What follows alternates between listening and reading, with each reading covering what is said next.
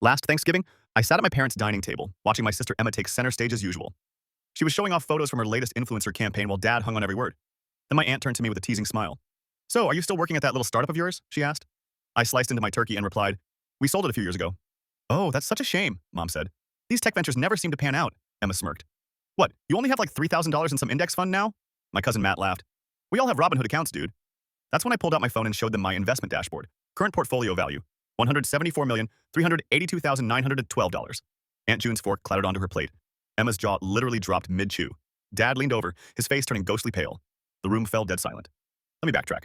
Growing up, I was the invisible one. Emma was the star athlete, the homecoming queen, the golden child. I spent my days coding in my room while Dad talked endlessly about her tournaments. Mom's eyes lit up whenever Emma entered the room. When I came in, she barely glanced my way. I started a software company at 19.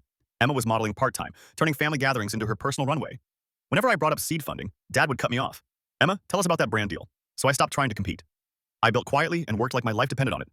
4 years later, our startup was acquired by a major tech company. My take was $160 million after taxes. I didn't tell a soul. Why bother? I bought a modest home in another state and invested carefully. To them, I was still just the tech guy. Emma's Instagram boasted 340,000 followers. That was the currency they cared about. Last Thanksgiving, I almost skipped the whole thing. Mom guilt-tripped me. "It would mean so much if you came, we hardly see you anymore." So I drove 6 hours in my old Honda. Emma arrived in a sleek Range Rover. Dinner went as expected. Dad grilled Emma about her campaigns, Mom showed off her latest magazine feature, and Uncle Joe asked what I'd been up to. Emma cut in, "Oh, he's still doing computer stuff. Very nerdy." Laughter circled the table. Then Aunt June asked about the startup.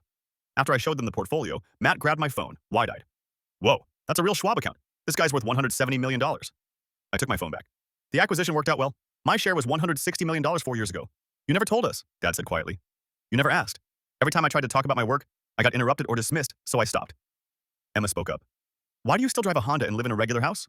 "Because I don't have to prove anything anymore," I said. "I spent 20 years trying to get your attention. Now I don't need it." Mom began crying. "You should have told us." "Would it have mattered? You had Emma's Instagram to brag about." The rest of dinner was tense. People exchanged looks and whispered questions. Emma went silent. Dad tried steering the conversation towards business advice, as if we'd suddenly become colleagues. When I was leaving, Dad stopped me at the door. "Son, I'm sorry we didn't pay attention." That meant something, but it didn't erase 20 years. Emma caught up to me by my car. "You sat on this fortune while watching us struggle. You're not the one struggling. You've got brand deals and a Range Rover." "I mean real security," I said. "I had that all along, emotional and financial, from my own hard work, not handouts." The drive home felt lighter than it had in years. My phone blew up. Dad asking for investment tips, Mom planning trips, Emma wanting introductions to venture capitalists. I ignored them all. Last week, Mom called. "We want to be part of your life." "You are," I told her. "Just the same as always. I visit on holidays, send cards. If you wanted more, you should have been there when I was 14, building my first website, or at 22, terrified my startup would fail." I guess being invisible for so long teaches you to build a life that doesn't need validation from those who never really saw you.